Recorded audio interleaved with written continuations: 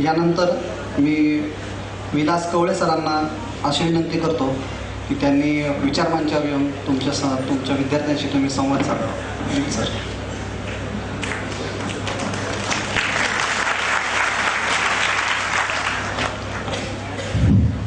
सन्माननीय व्यासपीठ आणि व्यासपीठावर विराजमान असणारे आजचे यशवंत, सर्वप्रथम मला असं एक वाक्य सांगायचं आहे की आज मला आईवडिलांनी जरी जन्म दिला असेल तर मला घडवलं मात्र गुरूंनीच. त्यात आकाश सरांचा सिंहाचा वाडा. सर्वप्रथम मी त्यांचे आभार मानतो, कारण की ते जर नसते तर आज मला कदाचित इथं उभा राहण्याची संधी भेटली नसती आणि कदाचित त्या खुर्चीवर बसण्याची संधी भेटली नसती. विजयकुमार फड सर म्हणून इथं लेक्चरसाठी यायचे, म्हणजे मार्गदर्शन करण्यासाठी. त्यावेळेस ते आम्हाला प्रत्येक वेळेस आठवण करून द्यायचे की त्या 4-5 पायऱ्या आहेत का, त्या पायऱ्या खूप महत्त्वाच्या आहेत. आमच्यामधलं अंतर आणि तुमच्यामधलं अंतर फक्त त्या तितक्या पायऱ्यांचं आहे.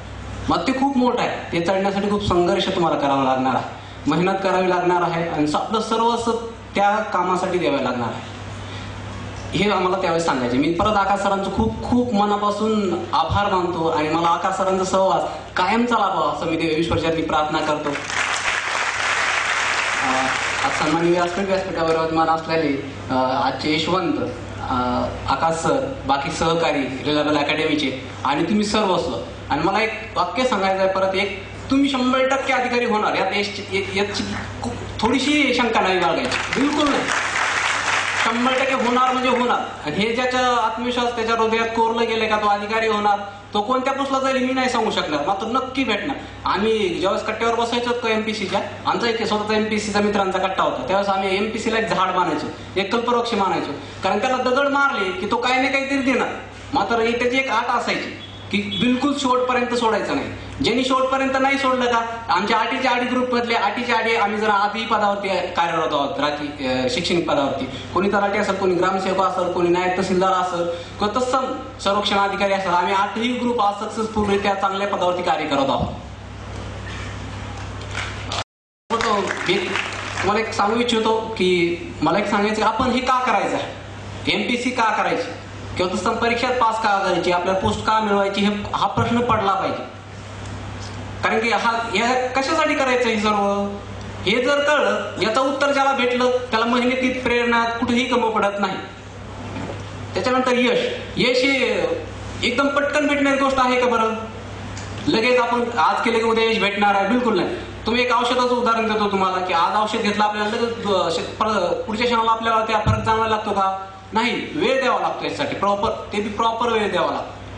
तर त्याच्यामुळे अगोदर मेहनत करा, त्याला प्रॉपर वेळ द्या, प्रॉपर वेळ दिल्यानंतर शेवटी फळाची अपेक्षा करा, तोपर्यंत नाही. काही जण काय करतात माहिती आहे की 1-2 महिने येतात, तयारीला सुरुवात करतात, कुठेतरी अर्धवट तयारी होते, विशेष मार्गदर्शन भेटत बी नाही, तरी पण म्हणतात की मी खूप मेहनत केली आहे, 1 वर्षानंतर परत वापस घेऊन जातात. मात्र यातून एक निगेटिव्ह संदेश गावाकडे जातो. गावाकडे गेल्यानंतर म्हणतात की बाबा एमपीएससी करणं म्हणजे काही आपलं काम नाही किंवा आपली लायकी नाही वगैरे वगैरे वगैरे असं सांगतात. आणि निगेटिव्ह संदेश गेला की मग काय होतं, आपली जी सोबती येणार असतात तर ते पण येत नाही. आणि कारण की आपल्या ग्रुपमध्ये निगेटिव्ह असणारे भरपूर जण असतात, त्यांना सोडून द्या. आता बऱ्याच जणांनी सांगितलं की आतापर्यंत एमपीएससी मध्ये काय सोडायचं नाही. मी तुम्हाला हे सांगतो काय सोडायचंय आज. हे निगेटिव्ह थिंकिंग असणारे बिलकुल त्यांच्यासोबत राहू नका असं म्हणणार नाही. त्यांना लांब नमस्कार करा की दादा, जोपर्यंत एमपीएससी मधून मला पोस्ट भेटत नाही तोपर्यंत मी तुझ्यासोबत राहू शकत नाही. त्यानंतर मी याचा एक खूप एक सांगतो, मी प्रत्येक ठिकाणी सांगतो की जो हुशार विद्यार्थी असतो त्यासोबत माझी मैत्री असायची. मग ती मैत्री त्याच्यासोबत बळजबरी करणं म्हणून मी केली, त्यात काही शंका नाही. मग त्याच्या प्रत्येक रावण्या केल्या, त्याच्यासोबत राहिलो, त्याचे कामं केले, प्रत्येक गोष्ट असते. कारण मी मुळातच सामान्य, आकाश सरांनी माझी ओळखच करून दिलेली आहे. छोटंसं परत जालना जिल्हा आहे, परतूर तालुक्यात छोटंसं लोणी गाव आहे, तिथं माझं शिक्षण प्राथमिक झालं. मी तुम्हाला पूर्ण 1 मिनिटामध्ये माझा आराखडा सांगतो. 5वी पर्यंत मी कसा पास झालोय मला माहिती नाही, कारण 5वी पर्यंत मला मराठी वाचता येत नव्हती. याच्यावरून माझी जी कुवत असेल ती तुम्हाला लगेच लक्ष देऊन जाणार आहे. म्हणजे गणित इंग्रजीचा प्रश्नच नव्हता, कारण मराठीचं बघ येत नव्हतं, त्याच्यामुळे इंग्रजीचा प्रश्न नव्हता. मात्र 5वीला एक हजारे मॅडम, हजारे सर म्हणून नवीन नियुक्ती झाली. त्यांनी आलं की सुरुवात केली शिकवायला. सुरुवात केल्यानंतर पहिल्यांदा त्यांनी सगळे मुलं उभा केले. त्याच्यानंतर मला शेवटी नंबर लागला. नंबर लागल्यानंतर मला उभा केल्यानंतर विचारलं तू का शाळेत येत नाही, किंवा तसं प्रश्न विचारले असतील. मात्र त्या दिवशी त्यांनी सांगितलं बाबा तू का बरं शाळेत येतोय, हा प्रश्न त्यांनी मला विचारला. त्याच्यानंतर ते थोडा विचार करा, ते खूप लहान वय होतं, खूप म्हणजे काय कशासाठी शिकतोय हा त्यावेळेचा प्रश्न. मी तुम्हाला त्यासाठी सांगतोय की कशासाठी तुम्ही प्रयत्न करता हे खूप महत्वाचं आहे. हे एकदा तुम्हाला कळलं की तुम्ही मेहनतीला कुठंच कमी पडत नाही. तुम्ही रात्री 12 वाजेपर्यंत जागले, सकाळी 3 वाजेपर्यंत जागले, बिलकुल थकवा जाणार नाही. जनावराला काही म्हणजे नाही. मी स्वतः अक्षरशः अभ्यास केला, त्यामध्ये मला बिलकुल थकवा जाणायचा नाही. कितीही जरी वेळ झाला अभ्यासाचा बिलकुल जाणवतच नव्हतं. तो म्हणताना हा खोटं सांगतोय, पण अक्षरशः मी माझा अनुभव सांगतोय. मी ज्यावेळेस STI देत होतो, मागच्याच वर्षीचे STI, त्यावेळेस अक्षर 3-3, 4-4 वाजेपर्यंत अभ्यास करायचो. सकाळी ते कस तरी 5ला झोप लागायची, 6ला ऑटोमॅटिक चिवायचा, परत 7ला रिडिंगला असायचो. रेडी होऊन संध्याकाळी 11ला गेल्यानंतर पण रात्री अभ्यासच करायचो. कारण फक्त ठरवलं होतं मला आता पोस्ट मिळवायची, त्या व्यतिरिक्त मला काहीच नको. सुरुवातीला आकाश सरकडे आल्यानंतर एक अनुभव सांगतो. आकाश सर पहिल्यांदा खूप आकाश सरने जे वर्णन केलं ते 100% खरा, त्यात काही शंका नाही. आकाश सरकडे गेल्यानंतर आकाश सरने प्रश्न विचारला, तुला काय व्हायचं आहे? आकाश मला माहित होतं आकाश सर STI झालेले आहेत आणि त्यांनी आता नुकताच STI राजीनामा दिलेला आहे. मग फक्त म्हणायचं सर मला STIच व्हायचं, बाकी काहीच व्हायचं नाही. म्हणजे बाकी भरपूर पोस्ट आहेत, मग तुला STI काय व्हायचं, का बरं व्हायचं? आकाश सरने विचारलं. मग नंतर सांगितलं सर मला STI व्हायचं, तुम्ही जे झाला का तेच व्हायचं. म्हणजे एक लक्षात आलं का मी किती अज्ञानी होतोय तुमच्या लक्षात येईल. मात्र त्या काळचा विलास आणि आजचा विलास खूप फरक आहे. म्हणजे माणूस जीवनात प्रगती करू शकतो, बदल करू शकतो, फक्त वेळ पाळणं खूप गरजेचे आहे. वेळ सतत बदलत जाईल. त्याच्यानंतर परत सांगतोय टायमिंग आणि टाइम आणि टायमिंग मधला थोडा फरक लक्षात घ्या. टाइम आणि टायमिंग हा खूप बदल आहे. तुम्ही खूप वर्षभर अभ्यास करता आणि शेवटचे 2-3 महिने असतात त्यामध्ये थोडं लूज पडून जातं, त्यामुळे काय होतं यश हुलकावणी देऊन जातं. शेवटचे 2-3 महिने ते टायमिंगचे असतात, ते रिव्हिजनचे असतात. जर तुम्ही त्या रिव्हिजन नाही केली तर वर्षभरात केलेल्या अभ्यासाला काहीही महत्व राहत नाही आणि आयत्या टायमाला तुम्हाला त्या ठिकाणी बऱ्याच गोष्टी आठवत नाही. त्याच्यामुळे तुमचं काय होतं, थोड्या मार्कावरून 1 मार्कावरून 2 मार्कावरून रिझल्ट जातो. मी सुरुवातीला असंच व्हायचं. 2013ला आकाश सरांकडे 2012ला सुरुवात केली. पहिल्या वर्षी एकही रिझल्ट नव्हता, अक्षरशः एकही नाही. क्लास 3चा नाही, क्लास 2चा नाही, राज्यसेवेचा नाही, बिलकुल नाही. मग सुरुवातीला काय केलं, अगोदर काय केलं, स्वतःच मूल्यमापन केलं की आपण का कमी पडतो आणि आपला का रिझल्ट येत नाही. आणि त्याच्यानंतर 2013ला मूल्यमापन केल्यानंतर असं लक्षात आलं की आपल्या बेसिक गोष्टी आहेत का ते काय खूप कच्च्या आहेत, त्याच्यामुळे आपण रिझल्ट येत नाही. करू शकत नाही असं नव्हतंच, कारण करायचं हे ठरवून आलोच होतो. त्यामुळे मागचा दरवाजा आपण कधीच बंद करून ठेवलेला होता. म्हणजे किल्ल्याचे दोर आम्ही कधीच कापून टाकले होते. किंवा करायचं किंवा मरायचं, ह्या 2च गोष्टी ठरवल्या होत्या. त्यामुळे डू ऑर डाय ठरवलं होतं. काहीही झालं तरी MPSC सोडायची नाही. जोपर्यंत पोस्ट भेटत नाही का तोपर्यंत या रिडिंगच्या खुर्चीवरून उठायचं नाही. ती कोणतीही परिस्थिती होत्या, किती हलाखीच्या होत्या. त्याच्यामुळे खूप मोठे संकट आले, त्यात मात करत गेलो. त्याच्यानंतर पुढं हळूहळू बदल होत गेले. 2013ला म्हणजे PSI प्रीचा रिझल्ट येऊन गेला. मग PSI मेन्सची तयारी केली. मला लॉ कधी केलाच नाही, कारण प्रश्न नव्हता, हाईट नव्हते. त्यामुळे PSI काही करायचं नाही ते ठरवलं होतं. त्यात काही प्रश्न होता, तरी पण PSI मेन्सची सगळी तयारी केली. फक्त कायदे सोडून सगळा अभ्यास केला, कारण मला माहित होतं की PSIचा जो अभ्यासक्रम आहे तोच असिस्टंटला आहे, तोच STIला आहे. तो लिंक आहे पुरा अभ्यासक्रम, तो आपल्याला खूप काम येणार आहे. त्याच्यामुळे काय झालं, गणित आणि इंग्रजी आणि मराठीची तयारी त्या ठिकाणी सुरू झाली. त्याच्यानंतर 2014ला मी सोलापूरची तलाठी दिली. हे का सांगतोय मी छोट्या परीक्षा, कारण हा अनुभव आहे. मी सांगतोय की मी फक्त अनुभवातून शिकलो आहे.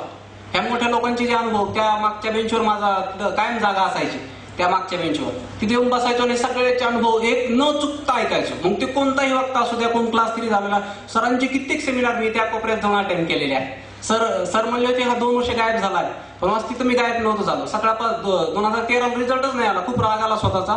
तेव्हा सगळा पसारा रिडिंगचा उचलला आणि रूमवरती एकटाच अभ्यास करायचा 1 वर्ष. 2013ला पूर्ण 1 वर्ष खूप अभ्यास केला. त्याच्यानंतर स्वतः असं जाणवायला लागलं की आपण एकट्या असल्यामुळे कुठेतरी निगेटिव्ह थिंकिंग आपल्यामध्ये निर्माण होते आहे. त्याच्यानंतर परत तो पसारा उचलला अभ्यासक्रमाचा, परत दुसऱ्या खूप दूरवरती एक रिडिंग पाहिली चांगली, ज्या ठिकाणी आपल्याला कोणी भेटणार नाही, कोणी येणार नाही आपल्याकडे डिस्टर्ब करण्यासाठी. त्या रिडिंगला जाऊन जॉईन झालं. तिथं पण रात्री दिवस अभ्यास सुरू केल्यानंतर बस असं सुरू झाला अभ्यासक्रमाचा एक ट्रॅक. त्या 2 वर्ष आकाश सरला सुद्धा नाही भेटलो, ना कोणाला भेटला. मग त्याच्यानंतर 2013ला प्रीचा रिझल्ट PSI दिली. 2014ला PSIचा रिझल्ट आला प्रीचा, असिस्टंटचा रिझल्ट आला प्रीचा, त्याच्यानंतर STIचा पण प्रीचा रिझल्ट येऊन गेला होता. म्हणजे तिन्ही पण परीक्षा मी त्या 2 वर्षाच्या अभ्यासावरती क्रॉस केल्या होत्या. परत मग मेन्सची तयारी सुरू झाली, कारण की काय होतं, सगळंच भांडारी कामं होतं. ते भरण्यात खूप वेळ जाणार होता, हे मला पण माहित होतं. पण ठरवलं होतं काही झालं तरी हे भांडं आपल्याला भरायचं आहे आणि यशाचा घडा आपल्या घरापर्यंत, आपल्या आईवडिलापर्यंत एकदा तरी घेऊन जायचा. हा जो क्षण होता का आईच्या सत्काराचा, खूप डोळ्यातच पाणी आलं माझ्या. कारण तुम्हाला असं वाटत नाही का बरं, आपले आई वडील या ठिकाणी येऊन सत्कार स्वीकारावं, वाटतंय का नाही? असं कोणीच नसणार आहे कानाकोपऱ्यातलं, प्रत्येक ठिकाणचं. त्याला असं वाटणार नाही किंवा आपल्या आईने इथे येऊन किंवा आपल्या वडिलांनी इथे येऊन आपला सत्कार स्वीकारावा. वाटतंय ना प्रत्येकाला? मग मला सांगा की मेहनतीला का घाबरताय? फक्त मेहनतच करायची नाही, त्याच्या व्यतिरिक्त काय करायचंय का? अभ्यास करणं म्हणजे काय वेगळं आहे का? जगात आहे तेच तुम्हाला करायचं आहे, जगा वेगळं काहीही करायचं नाही. मग घाबरायचा प्रश्नच येत नाही. दुसरी गोष्ट, भीती कशाची बाळगायची? मला यश येईल का, मी नापास होईल का, ही भीती आहे का? बिलकुल नाही, ही भीती नाहीच आहे मुळात. हे तुम्ही केलेला भाऊ आहे. एकदा काही तुम्हाला समजलं हे भाऊ आहे, मग तुम्ही त्याला सोडायला लागतात. मी तुम्हाला सांगतो ना काय काय सोडायचं. आतापर्यंत सगळ्यांनी सांगितलं काय काय घ्यायचं, मी सांगतो काय काय सोडायचं आहे. अगोदर भीतीच काढून टाका मनातली, बिलकुल ठेवू नका. एक किंचितही भीती वाटली नाही पाहिजे. ज्या क्षणाला वाटलं आपल्याला भीती वाटते त्या क्षणाला समजून घ्या आपला आत्मविश्वास कमी होत आहे. आणि ज्याच्यात आत्मविश्वास नाही का, त्यांनी कितीही गाढी मेहनत केली तर त्याला यश भेटणं खूप मुश्किल आहे. कारण ही स्पर्धा आहे, स्पर्धेमध्ये फक्त आत्मविश्वास असणारे टिकतात. आणि आत्मविश्वास कशाने येतो बरं? तो थोडा आकाशातून पडणार आहे किंवा कुठून भेटणार आहे, कोणाकडे जा बरं शेजारी मला आत्मविश्वास पाहिजे, दुकानावर जा बरं भेटतोय का? बिलकुल भेटणार नाही. तो आत्मविश्वास येतो तुमच्या मेहनतीतून, तुमच्या कामातून. रात्रंदिवस काम करा, बघा कसा कॉन्फिडन्स वाढायला लागतो. बोला तर एखादं जर आपल्याकडे आल्यानंतर आपण जर खूप अभ्यासात तल्लीन असतो, त्यावेळेस अचानक त्यांनी टच केलं, त्यावेळेस आपल्याला खूप राग येतो. तो काय असतो माहिती आहे? तुमचा आत्मविश्वास असतो. का बरं मला टच केलं, मी इतकं चांगलं काम करतो आहे. मला मग परत एक सांगतोय, मित्र मैत्रीण आहे, बाकीच्या सर्व गोष्टी जगायच्या आहेत आपल्याला, बिलकुल अवॉइड करायच्या नाही. मात्र त्याला एक वेळ आहे, प्रॉपर वेळ आहे. त्याला प्रॉपर वेळेला तुम्ही प्रॉपरच गोष्टी करा. तुम्हाला खूप आज वयाच्या 25व्या वर्षी क्लास 2 आहे, ही खूप महत्वाची वेळ आहे. वयाच्या 32व्या वर्षी तुम्ही क्लास 2 म्हणा, क्लास 1 ही खूप वेगळं आहे. वयाच्या 25व्या वर्षी 22व्या वर्षी किंवा वयाच्या 20-21व्या वर्षी तुम्हाला पोस्ट भेटणे खूप तुमच्या जीवनात बदल करून जाईल. याच्यानंतर क्लास 2 साठी क्लास 2 झालोय, क्लास 1 होण्यासाठी काही अवघड प्रयत्न करावे लागणार नाही. थोडक्यात माझी परिस्थिती सांगतो. 5वी पर्यंत शिक्षण तिथं झालं. बाईनी त्याच्यानं उभा केलं, शेवटी काय करायचं विचारलं, त्याच्यानंतर परवा सुरू झाला. मग सुरू केलं, बसून शिकायला सुरुवात झाली.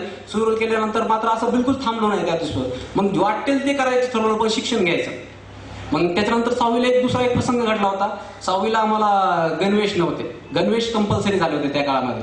गणवेश नव्हते मग करायचं काय हा प्रश्न होता. त्यावेळेस वडील महिन्यानी करते ना, मजुरीला कामाला जातो दुसऱ्याची. तर त्यांनी मग आईने काय केलं माहिती का, एक शेजारच्या काकू होते, त्यांच्याकडे पैशाची मागणी केली, आम्ही देऊ तुम्हाला काही कालखंडानंतर. ते चांगले होते पण त्यांनी दिले नाही. शेवटी आई काय केलं माहिती का, एक मैत्रीण होती माझी, त्या चांगल्या होत्या भाऊ, त्या योगायोगाने चांगल्या मैत्रीण होत्या.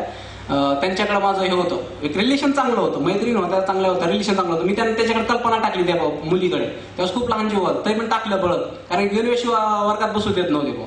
आणि ओपन कॅटेगरी असल्यामुळे गणवेश काय शाळेत भेटणार नाही हे 100% होतं. कारण की तो प्रश्न वेगळाच आहे. मी त्यांच्याकडे मुलीला टाकलं, त्या मुलीने तिच्या आईला सांगितलं. मग तिच्या आईने माझ्या आईला बोलून घेतल्यानंतर म्हणे, हे बघ माझे वडील काय करतात, म्हणजे त्यांचा नवरा म्हणजे त्या मुलीचा वडील याजाने पैसे देत होते. बघ म्हणे तुला तर काही उसने पैसे देऊ शकत नाही, मात्र याजाने नक्की दे. ते व्याजाने पैसे आणले आईने, आम्हाला तिघाला गणवेश घेऊन दिला आणि त्याच्यानंतर आम्ही दुसऱ्या दिवशी शाळेत गेलो. ती घटना खूप लागली मनाला. आता काहीही झालं तरी माघारी यायचं नाही ठरवलं होतं. त्याच्यामुळे इथं काहीही होऊ द्या, औरंगाबादला आल्यानंतर ठरवलं होतं काहीही झालं तर वापस जायचं नाही. त्याच्यामुळे प्रश्नच उरत नव्हता माघारी जाण्याचा. असं ज्याच्याकडे डू अँड डायची परिस्थिती आहे का, ते व्यक्तिमत्वाला 100% यश भेट.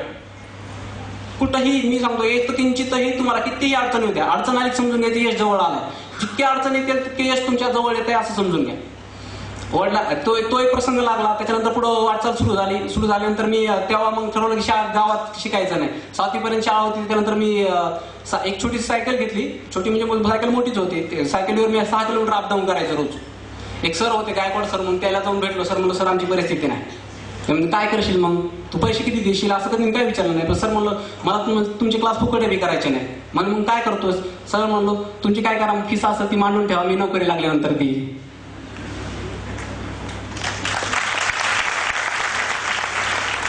त्या शिक्षकांना ते गायकवाड सर म्हणून ते अक्षरशः जवळ घेतलं. म्हणलं, विलास जोपर्यंत मी आहे तोपर्यंत तुला या शाळेत काहीही कमी पडणार नाही किंवा काहीही कमी पडणार नाही याची गॅरंटी मी घेतो. तुला काय शिकायचं शिक.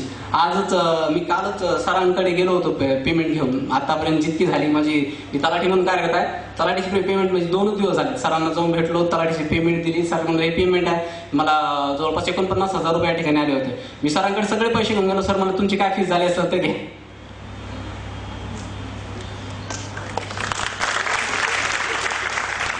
सरांनी काय केलं असं, सरांनी परत मला उठवलं, गळ्याला लावलं, अक्षरशः त्याच्या डोळ्यातून धारा म्हणले, विलास माझ्या जे मी तुला शिकवलं, मी मला जे दिलं त्याचं तू सार्थक केलास. बस एवढीच माझी फीस होती आणि मला मिळाली. परत एक त्यांनी सल्ला दिला. क्लास 2 झाल्यानंतर परत भेटायला गेलो होतो, त्यावेळेस मी सल्ला दिला, विलास तुझ्याकडे काही मुलं येतील माझे, फक्त तेवढे सांभाळ. मी जशी मदत केली का तशीच कर. बस सर म्हणलो, तुम्ही कोणत्याही वेळी विलासला फोन करा, विलास हजर राहील त्या कामासाठी. हे का करायचंय? पोस्ट हवी आहे, लाल दिव्याची गाडी हवी आहे. का हवी आहे? फिरण्यासाठी, आयुष करण्यासाठी? बिलकुल नाही. कशासाठी हवी आहे? या समाजाची सेवा करण्यासाठी हवी आहे. हे ध्येय पाहिजे. हे तुमचं ध्येय जर स्पष्ट असेल ना, मग तुम्हाला काम करायला सोपं जातं. बघा, आपल्याला कोणती परीक्षा द्यायची आहे? ST आली, APS आली, असिस्टंट आली, क्लास 3 आली, राज्यसेवा आली, UPSCची परीक्षा आली. ह्या सगळ्या परीक्षा असतात. पण काही विद्यार्थी इतकी कन्फ्युजिंग असतात, मला कोणती द्यावा हा प्रश्न असतो पहिल्यांदा. टाकणे सरांनी अत्यंत सुंदर आणि खूप हसून तुम्हाला सांगितलं एकदम. पण तसं काही कन्फ्युजन नसायला पाहिजे. आपलं ध्येय स्तम असायला. मला STI व्हायचं, मी आतापर्यंत STI ची तयारी केली. बिलकुल राज्यसेवेची तयारी नाही केली म्हणजे नाही केली. मला STI व्हायचं होतं. 2014 ची STI दिली, कट ऑफ लागलं 32 वर. मला प्रीचं कट ऑफ लागलं 32 वर, मला 32 मार्क. मेशी तयारी केली, कट ऑफ लागलं 108 वर, मला 106 मार्क. गेली की STI मागची 2014ची. पण तरी पण हार मारली नव्हती. कारण की 2014ला मला इथे ग्रामसेवक भेटले औरंगाबादची. मी मात्र ती केली नाही. ठरवलं होतं की क्लास 3 करायची नाही.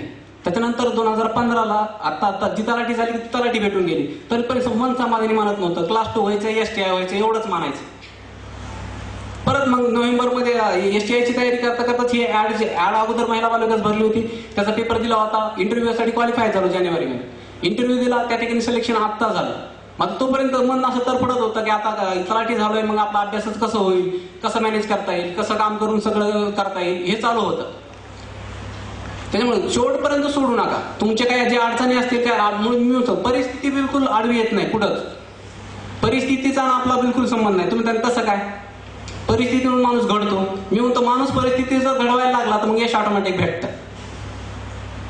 तुम्ही जर परिस्थितीनुसार घडत असाल तर तुम्ही जनरल लोकांमध्ये मोडाल. आणि तुम्ही जर परिस्थिती घडवत असाल तर मात्र तुम्हाला या ठिकाणी बसण्याची संधी भेटेल. बाकी तुम्ही ठरवायचंय परिस्थितीला तुम्हाला घडवायचंय का तुम्हाला परिस्थिती घडवणार आहे. निर्णय तुम्हाला घ्यायचे का लोकांना घेऊ द्यायचे तुम्ही ठरवा. कारण की तुम्ही स्वतः प्रशिक्षक असल्यानंतर स्वतः निर्णय घ्यायचे असतात. तुम्ही आता बरेच जण जातात, सर मी काय करू? सर सांगतात बा हे मार्ग आहेत, इतके मार्ग आहेत, या मार्गाने गेला तुला यश भेटेल. मात्र मार्ग कोणाला निवडायचा असतो? मेहनत कोणाला करायची असते? आपल्याला. तरी पण सरांचं काम काय आहे माहितीये का?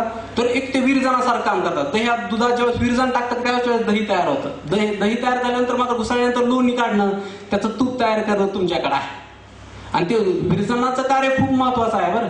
कारण की मार्गदर्शन आणि दिशा चुकली तर तुम्हाला यश मिळवण्यासाठी कित्येक दिवस घालावे लागतात. आणि मला असं वाटतं माझ्या माहितीनुसार खूप लवकर भेटलं. कारण पहिल्यांदा आकाश सराला येऊन भेटलं होतं. त्याच्यामुळे काही प्रश्नच उरला नाही. ट्रॅक योग्य होता, मेहनत योग्य होती, वेळोवेळी मार्गदर्शन होतं. सरांनी जरी मला पाहिलं नसतं, मी काय सरांचे लेक्चर एकही बुडवलं नाही. जाणून बुजून माहिती ठेवायचो. कधी लेक्चर होतात सरांचे, म्हणजे कोणते? हे सेमिनारचे. त्या कोपऱ्यात मुद्दाम म्हणून बसायचो. काय का? कारण की आकाश सरांनी सांगितलं प्रत्येक शब्द परीक्षेसाठी उपयोगी आहे, हे 100% होतं. त्यात काही शंकाच नव्हती. कारण पहिल्यांदा सांगतोय की आकाश सर नसते तर कदाचित मला इथे उभं राहण्याची संधी भेटली नसती. त्याच्यानंतर संयम खूप महत्वाचा आहे जीवनामध्ये. तुमची संयमायिक महत्व बऱ्याच गोष्टीला नाहीये. कारण संयम जर नसेल ना तर खूप अवघड आहे. काही वितावळी काय करतात, 1-2 वर्ष तयारी करतात आणि ते काय करतात माहिती का? दुसऱ्याशी तुलना करतात. बिलकुल आपली दुसऱ्याशी तुलना करू नका. कारण आपले फिंगरप्रिंट वेगळे आहेत, आपण वेगळे आहोत, आपण सगळ्या पद्धतीने वेगळे असल्यामुळे दुसऱ्याची तुलना का बरं करायची? आपण ते सरांनी सांगितलेलं उदाहरण बरं, 100 मीटर जायचं आहे. कोणाची स्पीड चांगली आहे, कोणाची स्पीड कमी आहे, मग आपण दुसऱ्याशी तुलना काय करायची? स्वतःचीच तुलना स्वतःशी करा. आपण कुठं आहोत हे पहा. माझा शेजारी झालाय म्हणून मी होणार नाही असं बिलकुल नाही. शेजारी लवकर झाला मी उद्या होईल, परवा होईल, पुढच्या ऍडला होईलच ना. मात्र मी अधिकारी होणार हे ठरवलं, बाकी प्रश्न पडतच नाही. त्याच्यानंतर आई वडिलांची गोष्ट आहे. अशी तुम्हाला तुमच्यासोबत शेअर करावं असं वाटतंय. मी ज्यावेळेस खूप छोटी पोस्ट होती, तलाठी म्हणजे खूप मोठं आहे का? नाही, तरी पण ती खूप मोठी, माझ्या घरच्यांसाठी खूप मोठी पोस्ट होती. मी ज्यावेळेस तलाठी झालो असं सांगितलं, घरी गेल्यानंतर आईने काय करायला पाहिजे बरं? पहिल्यांदा काय केलं असेल बरं? मला आईने, मी ज्यावेळेस रेल्वेतून उतरलो, परतून आष्टीचा प्रवास 20 किलोमीटर केला, तिथून 5 किलोमीटर प्रवास करून गेलो. खूप थकलो होतो असं वाटलं जाऊन आता झोपावं निवांतपणे. तरी पण आई दरवाजात पाऊल मध्ये टाकणार, तिथेच म्हणजे थांब मध्ये पाऊल टाकू नको. मला वाटलं असं मी काय गुन्हा केलाय बाबा, लगेच म्हणते मला थांब मध्ये पाऊल टाकू नको. म्हणजे आतापर्यंत लहानपणीपासून एकही रिझल्ट त्यांनी विचारला नाही. 2012 ते 2015 या कालखंडामध्ये 4 वर्ष झाले. 4 वर्षानंतर वडील 4थी शिकलेले, आई अशिक्षिता, पण त्यांनी एकतरी रिझल्ट विचारावं, विलास तू पास झालाय का? नाही. ते सांगायचे मला की विलास माझा तुझ्यावर 100% विश्वास आहे, तू जे करशील ते चांगलं करशील. मला सांगा, इतकं मोठं जर भक्कम सहकार्य असल्यानंतर पैशाची आणि परिस्थितीची गरज कोणाला आहे? बिलकुल नाही. फक्त आई वडिलांचा सपोर्ट, सरांसारख्या लोकांचा सपोर्ट, चांगल्या लोकांचा सपोर्ट जर असला, माणूस कोणतंही कार्य करू शकतं. ही शक्ती त्याच्या पाठीमागे आहे का ते कोणी करू शकतं. आईने त्या दरवाजात थांबवल्यानंतर मला बाहेर थांबल्यानंतर मध्ये गेल्यानंतर एक भाकरीचा कुट्टा आणला, ताट तयार केल्यानंतर आरती तयार केल्यानंतर आरतीनं मला ओवाळल्यानंतर ते भाकरीचा तुकडा उचलून बाहेर नेऊन टाकला आणि समोर आली, साखर दिली हातामध्ये. साखर दिल्यानंतर आता खाय म्हणे. आणि त्याच्यानंतर आईने मला कडकडून मिठी मारली, म्हणजे आज सार्थक केला.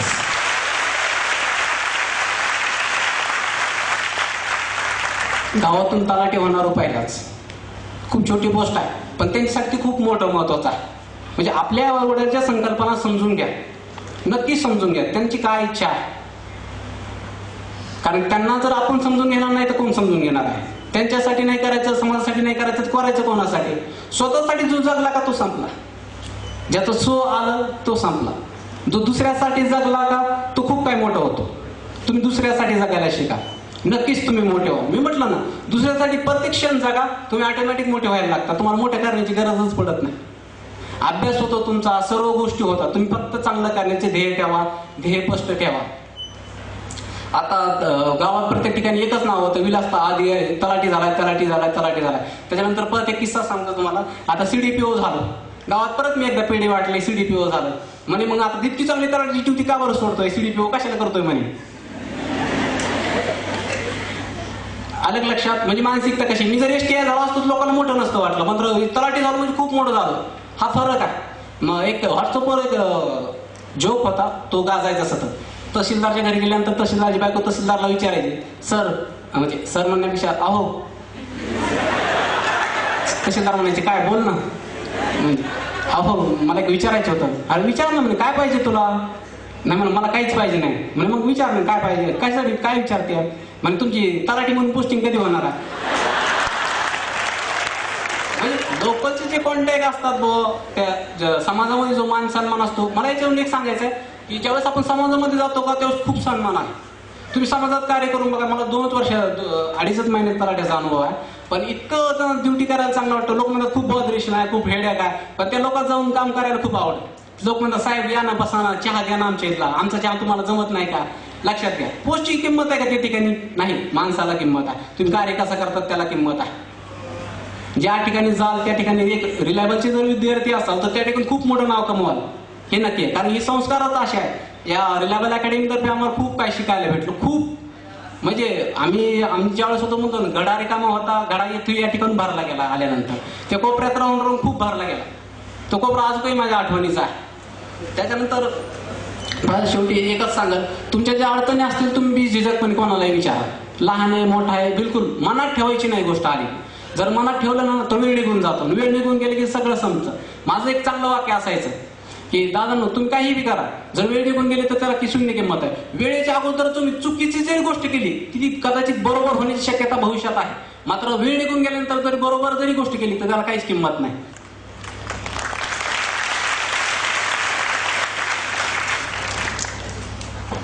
फक्त एवढं शेवटी परत सांगतो की पदासाठी परीक्षा देऊ नका, बिलकुल नाही. ध्येय स्पष्ट करा तुमचं, कशासाठी करायचं आपल्याला. हे पद मिळवल्यानंतर काय करायचं ही खरी परीक्षा आहे. पद सिलेक्शन होईपर्यंत धाकटे सर म्हणतात ना की त्यांच्या पद जो सर्व्हिसला आहे का त्याच्यामध्ये किती लफडे आहेत त्यालाच माहिती. फक्त आलं लक्षात. पद मिळवल्यानंतर तुम्हाला काय करायचं हे एकदा ठरवलं की बाकी एक अभ्यासक्रम वगैरे सगळं सोपं व्हायला लागतं. इंग्रजीचा भाव होता, खूप इंग्रजीचा गणिताचा भाऊ, गणित पूर्वीपासूनच परफेक्ट होतं, त्याच्यामुळे काही प्रश्नच नव्हता. इंग्रजीचा भाऊ होता. त्याच्यानंतर काय केलं, म्हणजे इंग्रजीत भाऊ काढण्यासाठी काय केलं माहिती, काही झालं तर इंग्रजीला चांगले मार्क पडायला पाहिजे ते ठरवलं होतं. STI मेनसाठी इंग्रजी होतं 40 मार्काचं. 60 मार्काचं मराठी असायचं आणि 40 मार्काचं इंग्रजी असायचं. त्याच्यानंतर GS असायचं 100 मार्काचं. हे दोन्ही मिळून अशा 200 मार्काची परीक्षा होती. प्रीचा तर रिझल्ट आला होता. आता मीशी तयारी करायची, मग कसं करायचं, आपले जे कोर पॉईंट होते का ते ठरवले होते मी, आपल्याला कशात मार्क घ्यायचे आहेत. मग ठरवलं लँग्वेज आपला स्कोअर पॉईंट आहे, आपण लँग्वेजमध्येच मार्क घ्यायचे. मग त्यात बी इंग्रजी लंगडी होती. आता तिचं ऑपरेशन कसं करायचं हे ठरवलं. पहिल्या दिवसापासून प्रीचा रिझल्ट परीक्षा झाल्यानंतर पहिल्या दिवसापासून पालनसुरी हातात घेतलं. शेवटपर्यंत परीक्षा येईपर्यंत पालनसुरीला एकही दिवस सोडला नाही ती. म्हणजे प्रत्येक दिवस मी त्याचा अभ्यास केला आणि अक्षरशः 40 पैकी मला 28 मार्क आहेत आणि एकूण मला लँग्वेजला 72 मार्क आहे. मग खूप चांगला स्कोअर आहे. ज्यांना 72 मार्क पडलेत STI मध्ये लँग्वेजमध्ये त्यांना सगळ्यांना पोस्ट भेटली. कारण मला GS कच्चं होतं सरळ सांगतोय, त्यामुळे मला ती पोस्ट भेटली शकली नाही. मात्र लकी ड्रॉ असा लागला की बालविकास परीक्षा दिली, प्री पास झालो. प्री पास फक्त कारण की खूप STI प्री दिली, PSI लगेच असिस्टंट प्री दिली, PSI मेन्स दिली, परत लगेच असिस्टंट मेन्स दिली, त्याच्यानंतर STI प्री झाली, परत STI मेन्स झाली. हे जे परीक्षेचा कालखंड होता तो चांगला पूर्ण 1 वर्ष होता. खूप थकून गेलो होतो. त्यामध्येच ग्रामसेवकची परीक्षा पण दिली होती आणि त्याच्यानंतर तलाठीची पण परीक्षा दिली होती. 2015ला मी जवळपास 5 परीक्षा सलग दिल्या होत्या. त्यापैकी ह्या परीक्षामुळे खूप बॉदरेशन आलं होतं काम करण्यामध्ये. आल्यानंतर मी काय केलं की आता काय करायचं भाऊ, आता खूप बॉदरेशन आलं, असं वाटलं आता सगळं सोडावं आणि आता घरी जाऊन 1 महिन्यात रिलॅक्स व्हावं. तरी पण लगेच जानेवारीला याचा रिझल्ट आला, परत तयारी करण्यासाठी यावं लागलं. परत इंटरव्ह्यूची तयारी केली. मला CDPOचं तयारी करण्यासाठी फक्त 1.5 महिना भेटला होता. त्या 1.5 महिन्यामध्ये फक्त ते समाजशास्त्राचे पुस्तक वगैरे वाचले, पण वास्तविक तो अभ्यास नव्हताच, अभ्यास पूर्वीच झालेला होता. फक्त आत्मविश्वासाने मला ती परीक्षा काढून दिली. तुमचा एक दिवस एक स्टेज अशी तुमचा आत्मविश्वास वाढेल, एक दिवस एक स्टेज येईल तुमच्या आत्मविश्वासाची किंवा अभ्यासाची, त्याच्यानंतर तुम्हाला प्रत्येक पोस्ट भेटायला लागेल. मात्र त्या स्टेजपर्यंत अभ्यास करा, खूप मेहनत करा. काही जरी नाही वाटलं आपल्याला हे भेटणार नाही, तेव्हा आईवडिलाची जे तुमचे फोटो असेल किंवा त्यांचं तुमची आठवणी असतील ते डोळ्यासमोर आणा आणि निगेटिव्ह आठवणी बिलकुल वर्गात ठेवू नका, त्या सोडून देत चला. चांगले जे आठवणी यशाचे क्षण आहेत का तेवढेच लक्षात ठेवायचे, कारण तेच आपल्याला ताकद देत असतात, आपली ताकद वाढवत असतात. तुम्ही अधिकारी होणार हा माझा विश्वास आहे, हे 100% माझा विश्वास आहे, त्यामुळे काही शंका नाही. त्यामुळे फक्त तुम्ही जीव तोडून मेहनत करा. तुम्हाला भावी आयुष्यासाठी खूप खूप शुभेच्छा. तुम्हाला खूप खूप मोठा यश लाभो, ईश्वराची प्रार्थना. धन्यवाद. थांबतो.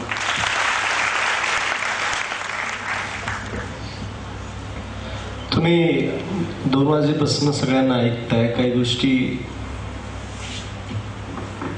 सगळ्यांची सिच्युएशन सेम आहे. किती लोकांना हे सगळ्यांना ऐकताना हे जाणवलं की अरे यांची तर परिस्थिती आपल्यापेक्षा जास्त प्रतिकूल आहे. किती लोकांना जाणवलं म्हणजे आपल्यापेक्षा जास्त प्रतिकूलतेमध्ये यांनी काम केलं. तुम्हाला जास्त अनुकूल परिस्थिती. याच्यातले काही लोक तर असे आहेत की त्यांना मार्गदर्शन मिळालेलंच नाही. शिवाजी सर आहे किंवा आणखीन रवी सर आहेत, त्यांना तर मार्गदर्शनही मिळालेलं नाही. तुम्ही तरी ते मार्गदर्शन घेत आहात. नंतर यांच्या बोलण्यात आणखी गोष्ट तुम्हाला लक्षात यायला लागली की सगळीकडे सक्सेसचे मंत्र किंवा यशाची सूत्र कॉमन आहे, त्याच्यात काहीच फरक नाही. जिथं पडायचं, उभं काम करायचं, सातत्य ठेवायचं, नियोजनात अपयश आलं तरी काम करत राहायचं, पुन्हा पुन्हा ध्येय ठरवून परीक्षा द्यायच्या, हे सगळ्यांचं कॉमन आहे. फक्त आपण काय करतो, एका मोमेंटला सोडून देतो, अशा लेवलपर्यंत येतो की इथं रिझल्ट येतोय आता आणि त्याच मोमेंटला क्विट करतो. यांचा तर आपल्यात एवढाच फरक आहे. तुम्ही लोक सोडून देता त्या क्षणाला ज्यावेळेस रिझल्ट मिळणार असतो, आणि या लोकांनी ते पकडून ठेवलं, विथहोल्ड केलं की त्या मोमेंटला थांबले आणि लढत दिली. म्हणून ह्यांचा हा सत्कार होतोय. आपल्याला सुद्धा या संधी असतात. विलास बोलत होता की मला सतत चांगली लोक भेटत गेली. या सगळ्या लोकांना सारांश सांगतोय की खूप चांगली लोक भेटत गेली. वास्तविक पाहता माणूस चांगला आणि वाईट ही संकल्पनाच अस्तित्वात नाही. माझं म्हणणं आहे ॲब्सोल्युटली डिपेंड अपॉन आवर ॲटिट्यूड. तुम्ही कुठला चष्मा घालून पाहताय त्याच्यानुसार सगळं अवलंबून आहे.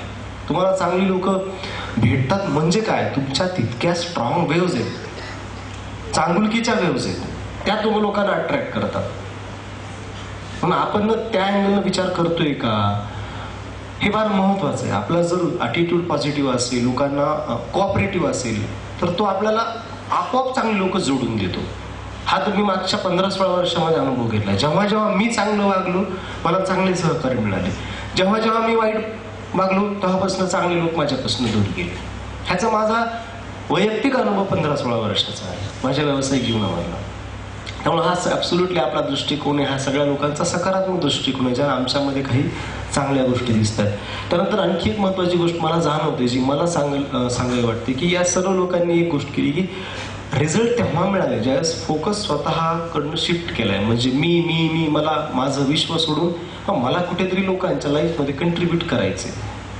सोसायटीसाठी कंट्रीब्यूट करायचंय, कुठेतरी माझा फोकस माझ्यासाठी न करता माझ्यामुळे 4 लोकांना, 10 लोकांना, 1000 लोकांना, लाख लोकांना फायदा होणार आहे, या ॲटिट्यूड पर्यंत ज्या वेळेस आले तेव्हा ते निवडले गेले.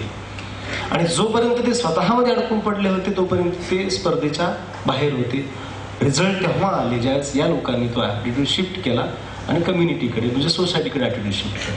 त्यामुळे आपल्याला सुद्धा तुम्ही जर याच मोमेंटपासून हे करू शकलात की माझ्यासाठी मला नाही करायचं, माझ्यासमोर एक फार मोठा समुदाय, कारण मी माझ्या बोलण्यामध्ये नेहमी तुम्हाला बोललेलो आहे की ह्या पोस्ट काही वैयक्तिक महत्वाकांक्षा पूर्ण करण्यासाठी तयार झालेल्या नाहीत. डेप्युटी कलेक्टर निवड झाली म्हणजे डेप्युटी कलेक्टरची निवड काही तुमची कोडकौतुक होण्यासाठी झालेली नाहीये ना. म्हणजे मला लाल दिव्याची गाडी मिळेल आणि मला आलिशान घर मिळेल, कौतुक होईल, हार तुरे मिळतील, यासाठी ते पद नाहीच आहे. मुळात शासनाच्या काही समस्या आहेत, लोकांच्या काही समस्या आहेत, त्या यशस्वीरित्या सोडाव्या जाव्यात यासाठी ही पदं निर्माण झाली किंवा महिला बालकल्याण अधिकारी ही लोक निवडली गेली आहेत. तर त्या पदाची निर्मिती यांचं कौतुक व्हावं यासाठी नाही किंवा यांना नोकरी मिळावी यासाठी पण नाही. तर त्या पदाच्या काही वेगळ्या अपेक्षा आहेत. ज्यावेळेस त्या अपेक्षांना आपण खरं उतरू त्यावेळेस आपोआप पदं मिळत जातात. तर तो ॲटिट्यूड आपल्यामध्ये येणं आवश्यक आहे. That is very important. आणि माझं तुम्हाला हे तळमळीनं सांगायचं, तुम्ही जितक्या लवकर बाहेर याल नाही या विचाराच्या, मला असं झालं, माझ्या आयुष्यात असं झालं, मला माझ्या इतका अपमान केला, त्या अपमानाची भर काढून काढायची किंवा माझं सगळं भूतकाळ अपयशाने मला भरून काढायचं, अरे त्यासाठी नाहीत पदं, ही नाहीच आहेत त्यासाठी पदं. तर हा कॉन्टेक्स्ट जर तुम्हाला मोडता नाही आला ना तर ॲब्सोल्युटली, म्हणजे मी माझ्या नेहमी सहकार्याने म्हणत असतो की मी जर इथं जर मंचावर येत असेल ना शिकवायला तर मी इथं हिरोगिरी करायला नाही आलं पाहिजे. अरे माझ्याकडं आपल्याकडं 1000 लोक महाराष्ट्रभरातनं यायला लागली आहेत. त्यांनी हे नाव ऐकलं की हे लोक इमानदार आहेत बाबा, आपल्या रिझल्टमध्ये हे योगदान देऊ शकतात, यासाठी शिकवा. माझ्या सगळ्या सहकार्यांना तळमळीने सांगत असतो, स्वतःची हिरोगिरीसाठी नका शिकू. मी किती छान शिकवतो आणि मी किती चांगलं काम करतो, माझ्या सहकार्यांना सगळ्यांना हेच सांगणं असतं माझं, हे आपलं काम नाही. तर मला इथं ह्या सल्ला हा द्यायचा याच्यातून की कॉन्टेक्स्ट चेंज करावा लागेल आपल्याला, तेव्हा रिझल्ट मिळेल. आपण आणखी नाही मला एक नोकरी मिळवायची, हा कॉन्टेक्स्ट नाही सोडला तर नाही मिळणार तुम्हाला. त्याच्यामुळे ही फार महत्वाची, आपल्याला कॉन्टेक्स्ट चेंज करावं लागेल. या लोकांनी जेव्हा कॉन्टेक्स्ट चेंज केला तेव्हा रिझल्ट आले, तोपर्यंत नव्हते रिझल्ट आले. आणि जगाचा हाच नियम आहे. Very important. So please Umesh sir. जसं मी तुम्हाला कमिट केलं होतं सुरुवातीलाच की आपण प्रश्नोत्तराचं सेशन पण ठेवणार होतो, पण त्याच्या मागचं कारण असं होतं की ज्यावेळेस मी प्रत्येक अधिकाऱ्याशी मी फोनवर बोललो होतो तर माझ्याकडे फक्त 2च नावं आले होते की जे तुमच्याशी संवाद साधणार होते. पण इथे आल्यानंतर तुमचा प्रतिसाद बघून त्यांनी मला एकेकाने मला सांगत गेले, सर मलाही 5 मिनिटं बोलायचं आहे, मला 10 मिनिटं बोलायचं आहे. तर मला असं वाटतं की पूर्ण या संवादामधून तुमचे जे प्रश्न जर असतील तर ते सुटलेले असतील निश्चितपणे. तर मी जे तुम्हाला कमिट केलं होतं प्रश्नोत्तराचा एक सेशन ठेवणार होतो तर तो मी आज घेणार नाहीये. त्याच्या मागचं कारण तुम्हालाही सांगितलं की तुमचे जेवढे प्रश्न आहेत ते सॉल्व्ह झाले असतील आणि फक्त आता पुढचे 10 ते 15 मिनिटांमध्ये आपण हा कार्यक्रम आटोपतोय.